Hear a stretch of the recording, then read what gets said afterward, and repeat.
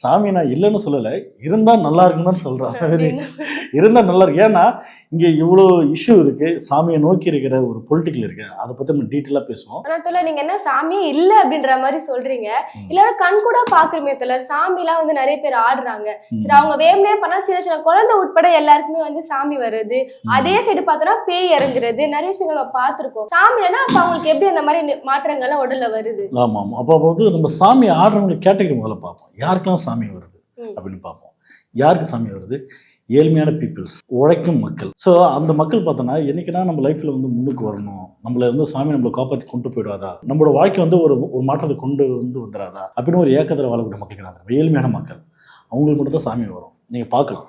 ஏன்னா இது வந்து இது ஒரு வகையில் சயின்டிஃபிக்காக பார்க்கும்போது, ஒரு சயின்ஸாக சொல்லும்போது பார்த்தோன்னா இது வந்து ஒரு பைத்திய மண்ணில் சொல்கிறாங்க. இது ஒரு பைத்திய மண்ணில் ஆல்மோஸ்ட் பார்த்தோன்னா ஒரு சாமி இருக்கிறதா நம்பி ஃபீல் பண்ணி அந்த மோளம் அந்த மத்தளம் சவுண்டு கேட்டு ஒரு மாதிரி ஒரு பைத்திய நிலையை கொண்டு போகிறது தான் இந்த சாமி ஆடுறது.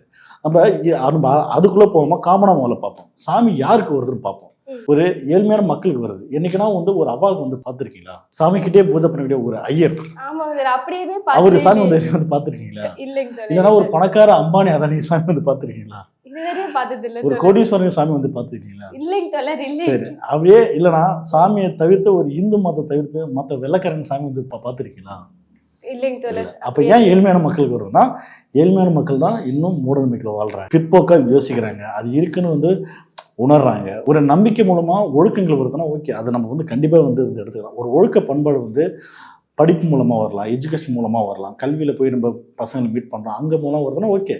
அதன் மூலமாக ஆன்மீகத்து மூலம் வந்து ஒழுக்கம் வருதுன்னா அதை நம்ம ஈஸியாக நம்ம வந்து எடுத்துக்கலாம். ஆனால் அதே ஆன்மீகம் வந்து நமக்கு வந்து ஒரு மூட நம்பிக்கை விதைக்கும் விதமாக நம்மளை வந்து அது வந்து ஆட்கொள்ளுதுன்னா அதை கண்டிப்பாக நம்ம வந்து எடுத்துக்கூடாது. அதை நம்ம யாரோட கம்பேர் பண்ணி பாருன்னா, இன்னொரு இந்த எக்ஸாம் நம்ம பார்த்தோன்னா ஊரில் பார்த்தோன்னா இந்த தீ மதிப்போம், சின்ன குழந்தையோட தீ மதிப்பு வைப்பாங்க. அது எப்படி சொல்றாங்கன்னா, சக்தி இருந்தாலும் ஒரு தீயில இறங்க முடியும் பாருங்க, அவங்களுக்கு ஒரு சாமி உள்ள இறங்கிடுச்சு, அதனால தான் அவங்களால தீயில மிதிக்க முடியுதுன்னு சொல்றாங்க. குழந்தை கூட இறங்குது. அதுக்கு என்ன சொல்றீங்க? ஆமா, அது மட்டும் இல்லாம சின்ன குழந்தை படுக்க போட்டாலும் ஒரு சாமியார் ஏறி வந்து நிற்கிற மாதிரி நான் பார்த்துருக்கேன். ஒரு சின்ன குழந்தைய அது மட்டும் இல்லாமல் தேங்காய் கொண்டு மண்டையில அடிச்சு உடைக்கிற மாதிரிலாம் இருக்கும். ஒரு பெண்ணுக்கு அப்படிதான் அடிச்சு மண்டையை உடைச்சு ரத்தம் ஊத்து தாரா. ஸோ இந்த மாதிரி மூட நம்பிக்கை விதமா